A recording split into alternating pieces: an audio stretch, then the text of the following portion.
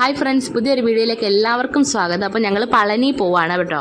അന്നേരം അതിൻ്റെ ഒരു ഒരുക്കമാണ് ഈ സ്റ്റാർട്ടിങ്ങിൽ കാണുന്നത്. അപ്പോൾ അമ്പലത്തിൽ പോകാൻ വേണ്ടി ചമേലി ഒരുങ്ങുവാണ് കേട്ടോ. അപ്പോൾ ചമേലിയോട് ഞാൻ ചോദിക്കുക എവിടെ പോവാണെന്ന് ചോദിക്കുമ്പോൾ അവൾ മുട്ടയടിക്കാൻ പോവാണെന്നാണ് പറയുന്നത് കേട്ടോ. അപ്പോൾ ഈ കുഞ്ഞു പരുവത്തിലൊക്കെ മുട്ടയടി നമ്മൾ നേർച്ചയൊക്കെ ഉണ്ടെന്നുണ്ടെങ്കിൽ ആ പരുവത്തിൽ ചെയ്യുന്നതായിരിക്കും നല്ലത്. വളർന്നു കഴിഞ്ഞാൽ ഒട്ടും സമ്മതിക്കത്തില്ല. അപ്പം മുട്ടയടിക്കാൻ പോവാണെന്ന് പറയുകയാണ് കേട്ടോ. അപ്പോൾ നമ്മുടെ പാക്കിങ് കാര്യങ്ങളും എല്ലാം കഴിഞ്ഞിരിക്കും. ഇതിനെല്ലാം ബാഗിനകത്തോട്ട് നമ്മൾ ആക്കണം. അപ്പോൾ ഓരോരോ കവറിനകത്ത് നമ്മൾ ഇങ്ങനെ ഓരോരോ ഡ്രസ്സ് ഇടേണ്ട അതെല്ലാം ആക്കി വെച്ചേക്കും. അപ്പം നമുക്ക് എടുക്കാൻ എളുപ്പമാണ്.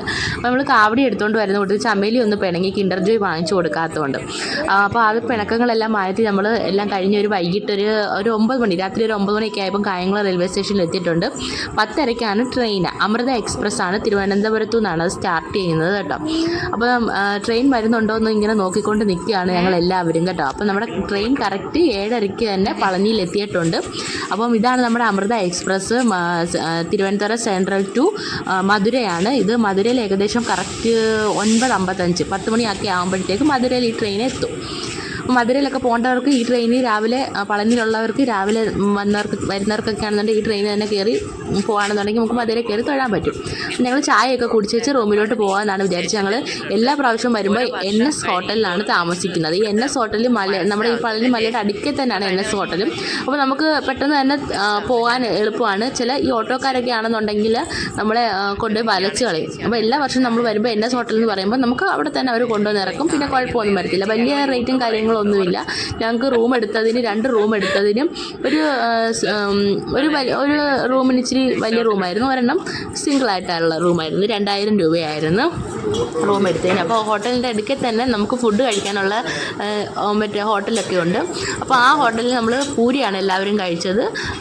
പാറുവിനൊക്കെ നമ്മൾ വാരി കൊടുക്കുകയാണ്. അപ്പോൾ നമ്മളിതെല്ലാം കഴിഞ്ഞിട്ട് നേരെ കുളിച്ച് ഫ്രഷായി ഇടുമ്പം മലയിലോട്ടാണ് ഫസ്റ്റ് പോയത്. ഇടുമ്പം മലയിൽ കയറിയിട്ട് നമ്മൾ പളനി മലയിൽ വൈകിട്ടാണ് കയറുന്നത്. അപ്പോൾ ഇതിൽ ഒരുപാട് സ്റ്റെപ്പും കാര്യങ്ങളും ഒക്കെ ഉണ്ട്. അപ്പോൾ അവിടെ ചവിട്ടി വേണം നമ്മൾ കയറേണ്ടത്. ഇവിടെ ട്രെയിനോ മറ്റേ ആ തൊട്ടിയോ അങ്ങനെയുള്ള ഐറ്റംസുകളൊന്നും ഇല്ല. മല ചവിട്ടി തന്നെ കയറിക്കണം. അപ്പോൾ ആ കാണിച്ച ചുരുട്ടാണ് ഇവിടുത്തെ നേർച്ചയെന്ന് പറയുന്നത്. അപ്പോൾ നമ്മൾ ഫസ്റ്റ് ഒരു 7:30 ആയപ്പോൾ തന്നെ നമ്മൾ പടി ചവിട്ടാൻ തുടങ്ങി. കാരണം നമ്മളൊരു 1.5 മണിക്കൂറിനുള്ളിൽ മേളിൽ എത്തത്തുള്ളൂ. കാരണം ഇത്തരം പടി ചവിട്ടി വരുമ്പോഴത്തേക്ക് നമ്മൾ കുഴഞ്ഞു പോകും. എന്നിട്ട് ഇടയ്ക്ക് വെയിറ്റൊക്കെ നോക്കാനുള്ള വെയിറ്റിംഗ് മെഷീനൊക്കെ അവിടെ ഉണ്ട്. ഒരുപാട് ആൾക്കാർ ഇടുമ്പമലയെ കയറുന്നുണ്ട് കേട്ടോ. നമ്മൾ കയറിയപ്പോഴും ഇറങ്ങുന്നവരുണ്ട്, കയറുന്നവരുണ്ട്. അവിടേക്ക് അവിടുത്തെ ആൾക്കാർക്കൊക്കെ പെട്ടെന്ന് ചവിട്ടി കയറാം. നമുക്ക് ഇച്ചിരി പാടാണ് നമ്മൾ ചവിട്ടി കയറുന്നത്. അമ്മയൊക്കെ കുഴഞ്ഞു പോയി ഇടയ്ക്ക് വെച്ച്. എങ്കിലും കുഴപ്പമില്ലാതെ എല്ലാവരും സുഖമായിട്ട് ചവിട്ടി കയറിയിട്ടുണ്ട്.